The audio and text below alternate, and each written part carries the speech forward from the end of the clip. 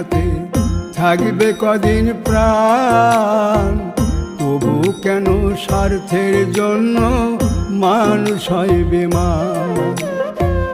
যারে তুমি ভাবো আপন, তার তো নাই তোমায় প্রয়োজন। তোমার বুকে রাইখা মাতা খুঁড়তাছে কবর রে, খুঁড়তাছে কবর। মানুষ বড়ই স্বার্থপর রে, বড়ই স্বার্থপর। বুকের মাঝে জায়গা দিলে যতন কইরা ভাঙ্গে রে অন্তর।